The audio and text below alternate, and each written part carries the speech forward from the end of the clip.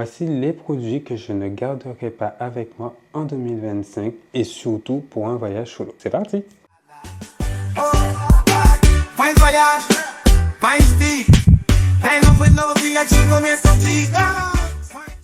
Pour t'expliquer un peu vraiment ce que j'essaie de faire en 2025, c'est d'être un peu plus minimaliste, d'arrêter d'acheter un paquet de produits que je ne vais pas utiliser et plutôt me concentrer sur des trucs très pratiques que je vais pouvoir aussi utiliser en voyage solo.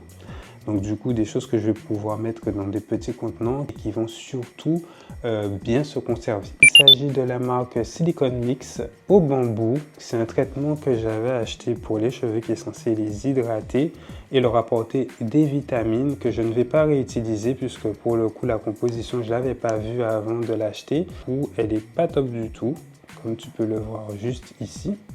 Elle n'est pas top et ça sent ultra fort le chimique. Ouais, je me rappelle, hein. Ouais, ça sent pas très naturel et du coup ça donne pas très envie.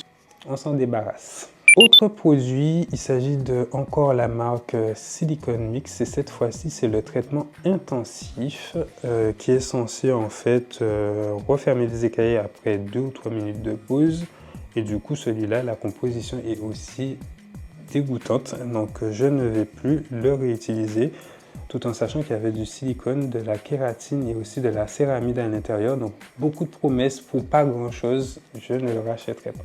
Autre produit que je ne vais pas utiliser en 2025, c'est celui-là. C'est le Curl Lala de la marque Onjaki. Donc franchement celui-là, il était en termes d'odeur, de définition, parce que c'est une crème en fait pour définir les boucles. Ça faisait des très belles boucles, enfin, en tout cas moi ça me faisait de très belles boucles. Du coup j'ai trouvé une autre alternative plus naturelle et celle-ci je ne vais pas l'utiliser puisque la composition est aussi pas très top. L'odeur elle est vraiment très bien, moi j'aime beaucoup, surtout que ça se mariait bien avec les parfums que je mets en fait. Et franchement je ne le recommanderais pas parce que pour le coup sur le long terme je pense qu'il y a des vrais problèmes à avoir avec ça au niveau santé. Donc voilà, sans regret également. Voilà encore un autre produit que je ne vais pas racheter et réutiliser. Il s'agit de l'énergie fruit pour faire des boucles. En fait, c'est une gelée soin sans rinçage qui en fait définit les boucles. Ce que j'aimais bien dans celui-là, c'est qu'il promettait d'être sans effet carton et de faire en fait de bien les définir avec une sorte de gel. Et j'ai pas aimé parce que pour le coup ça me resserrait les boucles trop et qui faisait que j'avais des nœuds à la fin qui étaient impossibles à démêler. J'en perdais beaucoup après quand je les démêlais pendant la phase de masque shampoing et ça je ne vais pas le réutiliser et je ne le ramène pas avec moi non plus en voyage solo. Voilà. Le produit, cette fois-ci pour le corps, il s'agit d'un lait d'huile à la vanille. J'ai beaucoup aimé l'odeur de chez Nivea. Je l'avais acheté pour un dépannage lors d'un voyage. Et pour le coup, je ne vais pas le réutiliser puisque comme la compo l'indique, c'est pas top du tout. C'est dommage puisque l'effet était bien sur la peau, mais pour le coup, vu la compo que c'est, ça donne pas forcément envie de réutiliser ça, surtout pour avoir des problèmes de santé par la suite. Donc voilà, je ne vais pas le réutiliser, on jette. Ici en République dominicaine, c'est celui-ci. Donc il s'agit en fait d'une gelée capillaire pour cheveux afro. Cette fois-ci, elle est censée hydrater en même temps et contrôler les frisottis. Donc là, ça a eu un effet, ça a eu l'effet escompté, mais après, la compo elle n'est pas top, donc je vais arrêter de l'utiliser.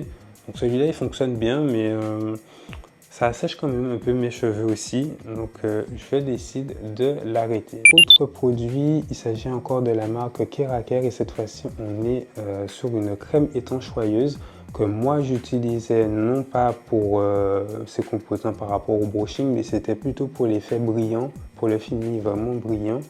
Comme vous pouvez le constater, la bouteille est encore très pleine parce qu'il fallait mettre vraiment très peu.